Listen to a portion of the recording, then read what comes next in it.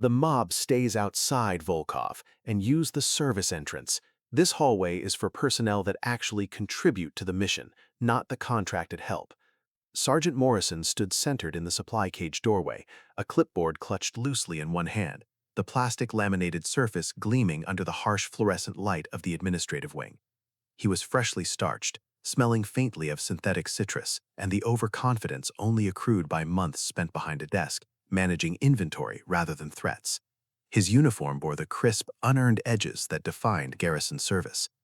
Cabo Volkov paused, the heavy, industrial-grade mop resting against the scuff marks on the tile floor, its head still damp from the recent effort on the east corridor. Her utility uniform was faded, a testament to endless cycles of wash and wear, perpetually smelling faintly of bleach and floor wax, a scent far removed from the desert dust she used to breathe. "Sergeant," she acknowledged, her voice low, almost swallowed by the cavernous silence of the corridor. Her hands, thick and scarred beneath cheap latex gloves, gripped the plastic bucket handle. She needed 3 liters of concentrated disinfectant, the high-grade quaternary compound specifically requested by maintenance for the decontamination showers on the 3rd deck. "You heard me, Cabo. You track filth in here, you track it into my inventory control office. I don't care if you have to crawl through the ventilation ducts. My floor stays spotless." Morrison tilted his head, a gesture of minimal effort conveying maximum disdain. "And Volko, when you ask for supplies, you state your case clearly and quickly. I have actual tasks that require my attention, unlike yours." Volkov inhaled slowly, letting the insult settle like fine grit. She had learned the discipline of silence long before she learned the discipline of trajectory. In this new life, in this anonymous utility corps, she was just another low-ranking essential service, easily dismissed. The fact that her specific duty title, Cabo Volkov, assigned to facilities maintenance, was only a thin veneer over a far more complex military history, was a secret she guarded with the same rigorous care she once gave to her Scope 0. Requesting 3 liters, concentrated D500, maintenance requisition 7 Alpha 9 or 3 is filed and approved, Sergeant. She kept her gaze fixed slightly below his chin, refusing to meet the casual arrogance in his eyes. Morrison sighed theatrically, shuffling the clipboard. D500, that's the expensive stuff. You know how many floors you clean a day, Volkov? We can't just hand out industrial-grade biocides to every piece of contracted help that shows up. It is required for the biocontainment area, Sergeant, per protocol. Protocol. Everyone thinks their job is mission critical until they realize they're just scrubbing grout. Morrison snorted, finally turning his attention back to the inventory shelves. "Wait there, and don't touch anything." Volkov stood immobile. The cheap rubber soles of her work boots provided no comfort, but she had long since trained her body to ignore minor discomforts. What she could not ignore was the rising, acidic burn in her chest that surfaced whenever a minor bureaucrat attempted to define her worth. It was a familiar ghost, the residue of a life that demanded every ounce of her focus and left scars, physical and mental, that no amount of scrubbing could erase. The contrast between the sterile supply room and the memory of the desert air was instantaneous and brutal. My mind, refusing to dwell on the petty tyranny of the moment, snapped back 6 years, 3 months, and 4 days. Back to FOB Chapman, Afghanistan. She wasn't Cabo Volkov then. She was Specialist Anya Volkov, designated marksman, part of the Overwatch element assigned to Task Force Kilo. Her designation was Vulture 2. Her rifle was a Barrett M107A1, chambered in the massive .50 BMG, a weapon of punishing power, capable of stopping light armor and delivering precision fire out to 2,000 meters, provided the operator understood ballistics as an applied science, not just a skill. The sun that day was a hammer, driving the temperature far past 110 degrees Fahrenheit. The air shimmered, turning the distant ridgelines into fluid mirages. They were embedded in a high observation post, a crumbling mud brick compound overlooking a critical choke point in the valley floor. Below them, a 4-vehicle convoy, carrying critical medical supplies and 4 high-value interpreters, was moving towards extraction. Her position was cramped, smelling of hot metal, dust, and sweat. She was prone, the M107A1 resting on a custom tripod, its sheer weight anchoring it against the colossal recoil. The range to the target zone, the area they had flagged as the highest risk for IED or ambush, was 1,780 meters. At that range, the world became a physics equation. 1,000 variables danced between her eye and the target. The Coriolis effect, the rotation of the Earth pulling the bullet microseconds off course, was minimal but accounted for.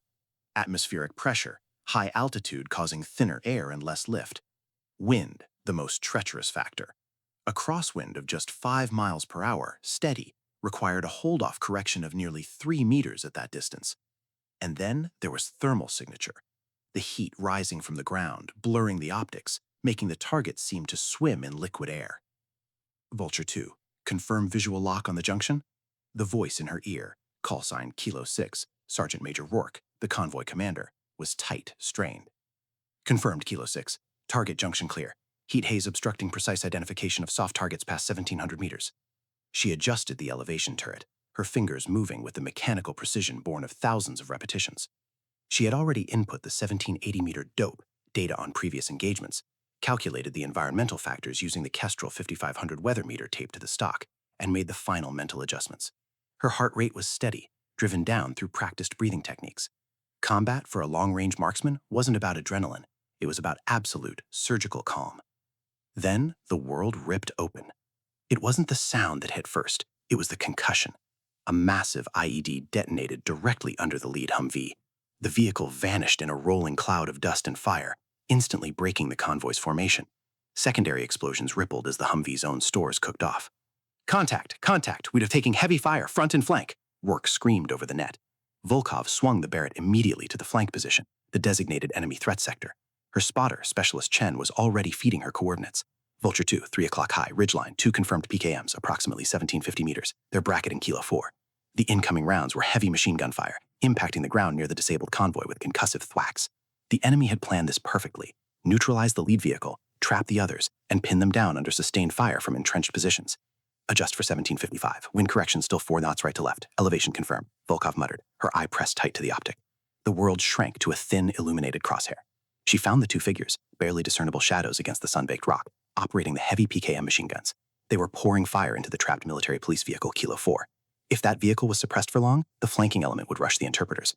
Volkov took a breath, held it halfway, and squeezed the trigger. The technical term was surprise brake, ensuring no muscular anticipation threw the heavy weapon off target. Crump. The Barrett M107A1 barked, not with a sharp rifle crack, but with a deep, chest-vibrating roar, like a cannon. The recoil was monstrous, slamming her shoulder with the force of a lightweight boxer, momentarily clouding her vision in dust. But the shot was perfect. Through the settling dust in the magnified optic, she watched the first PKM position erupt in a cloud of pink mist and rock fragments. The half-inch projectile, moving at hypersonic speed, vaporized the target and the machine gun itself. Before the first echo had died, she had already cycled the massive bolt. Chen was calling the second target, now scattering, attempting to reload.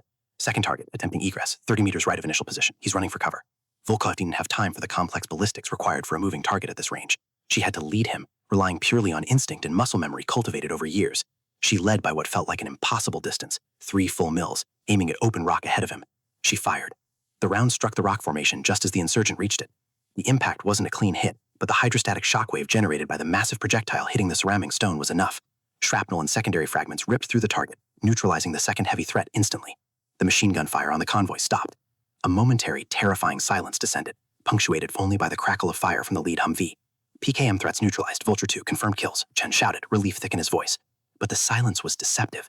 The ambush was two-pronged. Kilo 6, status report, Volkov demanded over the radio, already shifting her focus to the lower ground. Rourke replied, his voice raw.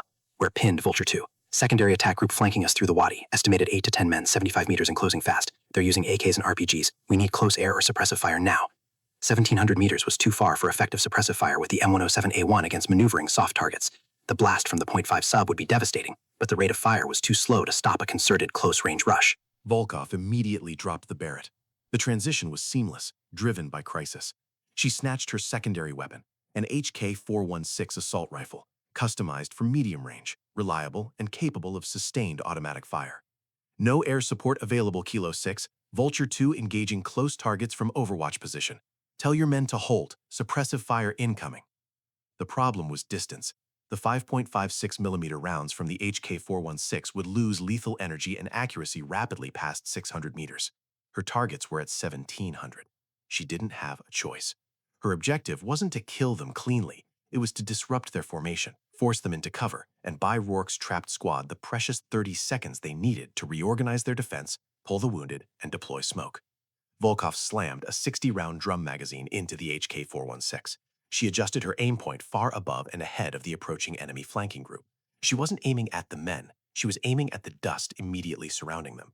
She pulled the trigger, setting the rifle to sustained burst fire, holding the trigger down for nearly 10 agonizing seconds, emptying a third of her ammunition supply in a concentrated stream.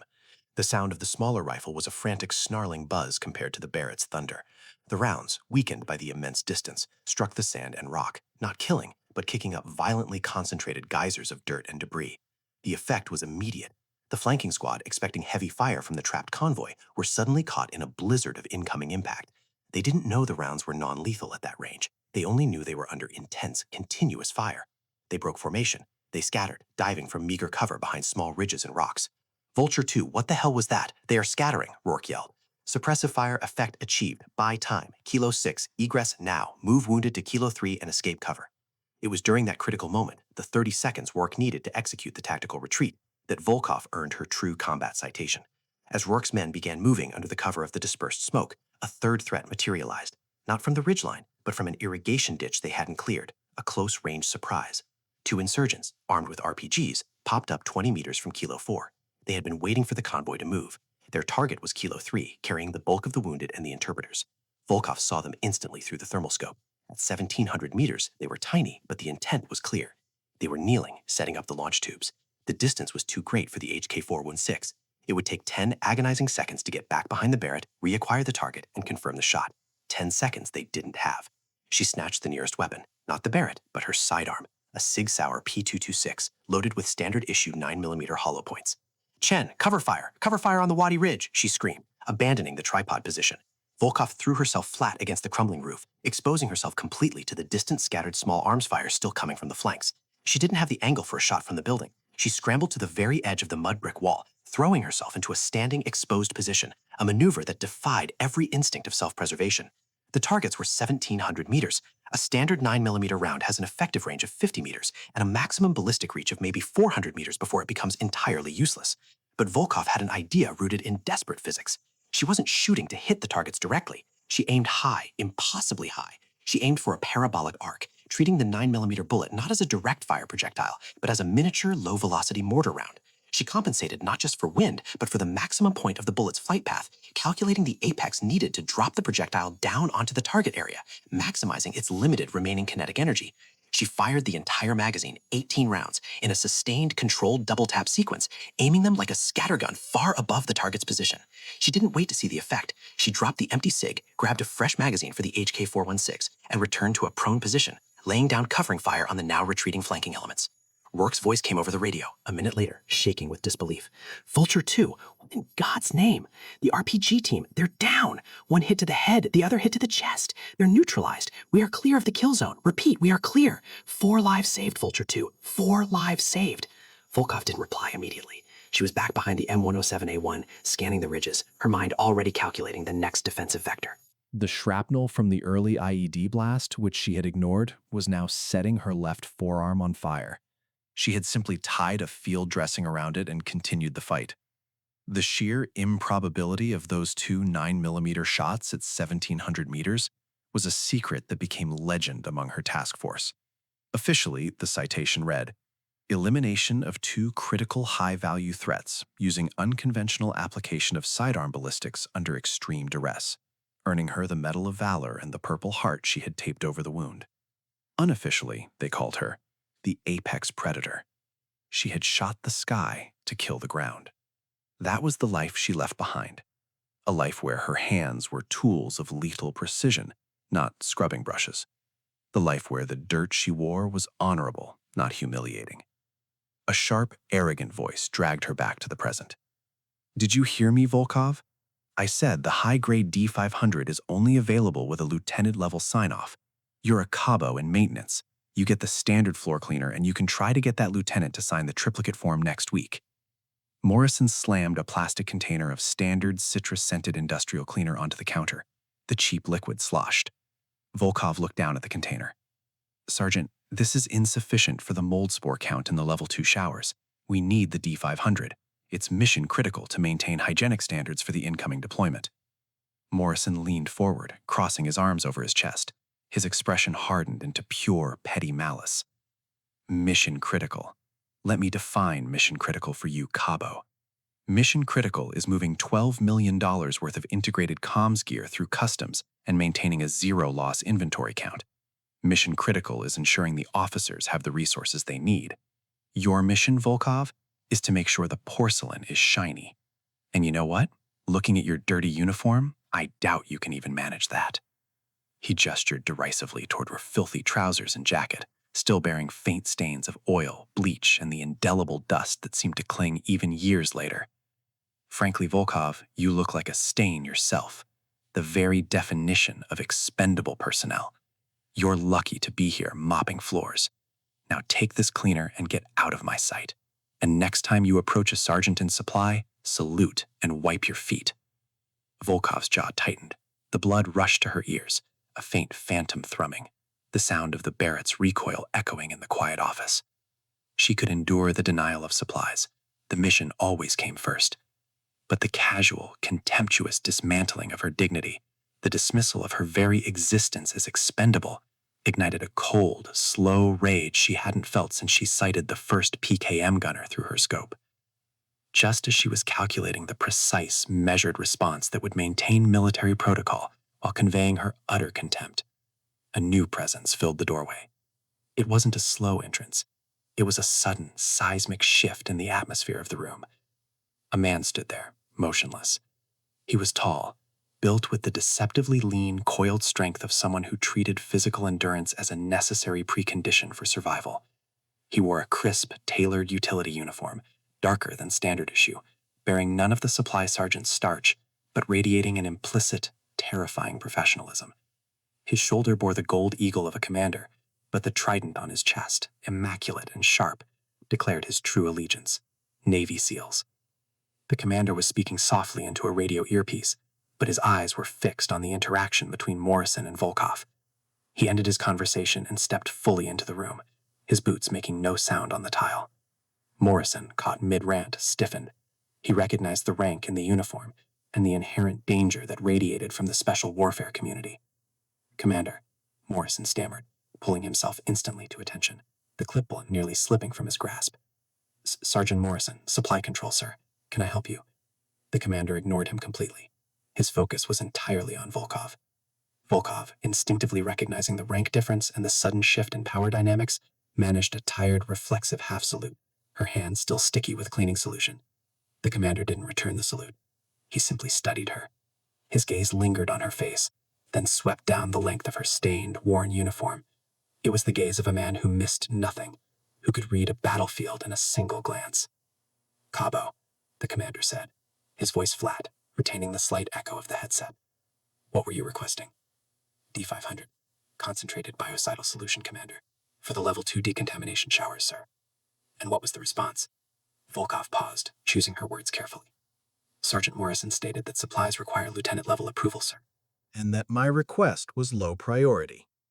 The commander turned his attention to Morrison, the full weight of his focused intensity settling on the supply sergeant. Morrison looked like a mouse pinned under a microscope. "Sergeant Morrison," the commander stated, his voice now slightly colder, "are you prioritizing inventory control procedures over essential hygiene protocols for deployed personnel?" "No, sir. Just following regulations, sir. High-grade items require proper requisition chains, sir. I was just trying to explain to the help that procedures must be followed." Morrison wiped a bead of sweat from his forehead. The commander took one deliberate step closer to Volkov. He lowered his voice, speaking to her but making sure Morrison heard every word. "Step forward, Cabo. Let me see your service ribbon rack." Volkov hesitated, an instantaneous flash of discomfort. She kept her uniform intentionally dirty and worn to obscure the precise details of her history. She wanted anonymity. Now, under the intense scrutiny of a high-ranking SEAL, that protection was gone. She straightened her stance, pulling her shoulders back, a posture that had been drilled into her long before she ever touched a mop. She removed her work cap, revealing closely cropped, sweat-damped hair. The ribbon rack on her chest was small, deliberately kept muted, slightly faded by time and negligence.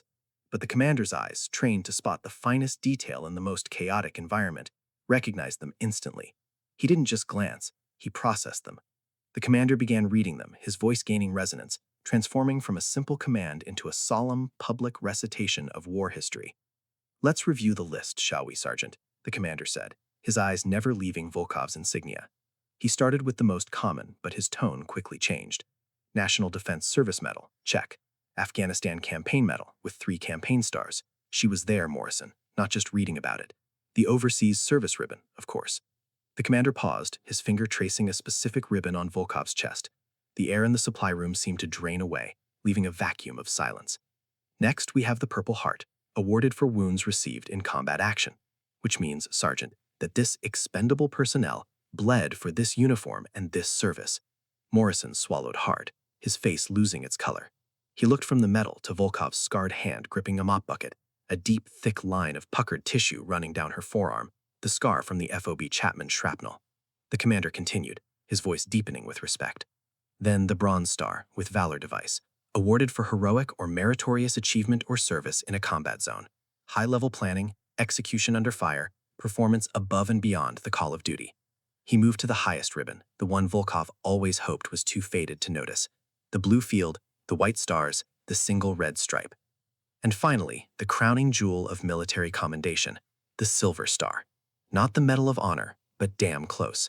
Awarded for gallantry in action against an enemy of the United States. Sustained, extraordinary heroism. That, Sergeant Morrison, is not something given to the help for shining the brass. Morrison was visibly trembling now. His arrogant posture had collapsed into a defensive crouch, his eyes wide with the sudden, terrible realization of his mistake.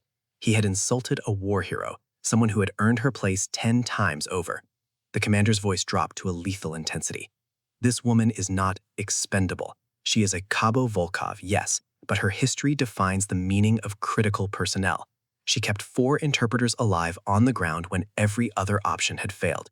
She used the sky to deliver justice. She earned that Silver Star by holding a line that broke better men. And you, Morrison, have just dismissed her service because she currently holds a mop instead of a rifle. He took one last searing look at Morrison, then turned fully back to Volkov. Cabo Volkov, you are cleared for the D-500. Take whatever you need. Sergeant Morrison will fill the request personally and carry it to your vehicle. The commander then did something that stunned both Volkov and Morrison into absolute silence. He reached down and unslung the rifle he carried across his chest. It was an HK-416, the standard issue for U.S. Special Forces, but this one was clearly bespoke, custom modified, bearing the distinctive wear of constant professional use. It was immaculate, a tool of art and destruction, bearing the faint, familiar metallic smell of gun oil and cordite.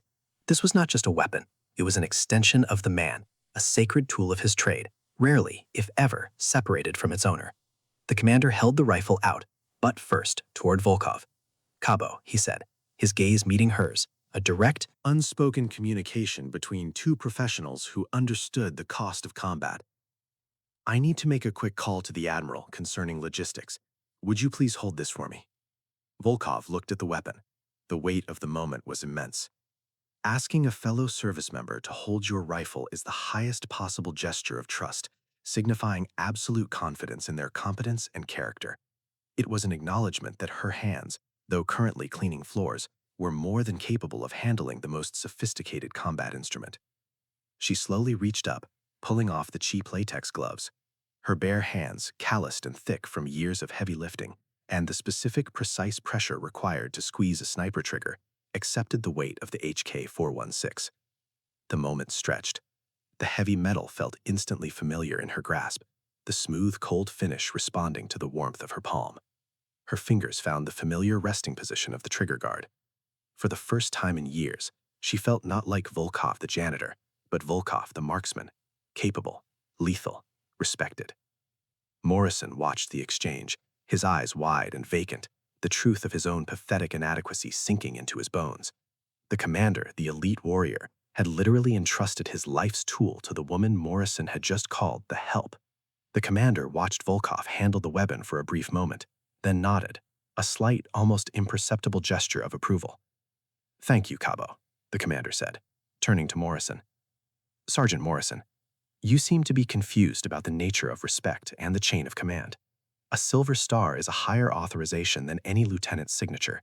You will immediately process her request for the D-500 and personally escort her to the transport dock. And Sergeant, you will apologize for your behavior and your language.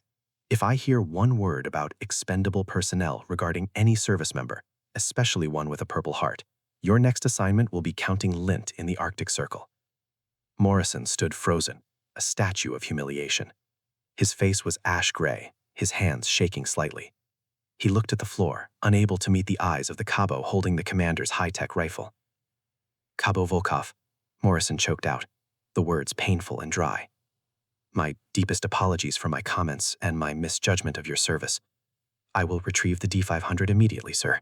Ma'am. Volkov offered no reply, only a silent, steady gaze. She held the HK-416 with the quiet competence of someone ready to use it if necessary. The silent display of trust spoke volumes, destroying Morrison's arrogance more effectively than any direct reprimand. The commander looked at Volkov one last time, a shared understanding passing between them, that rank means nothing, but capability and sacrifice mean everything. He then stepped back, pulled out his radio, and began discussing the Admiral's logistics schedule, leaving Volkov standing there, momentarily restored to her true station, a decorated combat veteran, holding the sacred instrument of war in the middle of a mundane supply depot. Her uniform was still dirty, but the dirt was now irrelevant. Morrison, terrified and chastened, scrambled to pull the necessary disinfectant. He didn't just grab the D500, he loaded the Cabo's cart with every required supply, rushing through the task in a frantic attempt to redeem himself. When the commander concluded his call, Volkov gently handed him his rifle back. "Thank you, Commander," she said simply. "My honor, Cabo," he replied, accepting the weapon and slinging it back across his chest.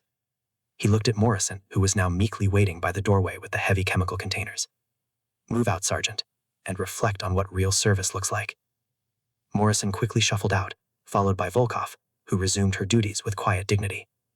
She was still cleaning the floors, but the mop now felt lighter, supported by the invisible weight of the silver star on her chest. If you believe respect is earned by blood and not by rank, type respect in the comments.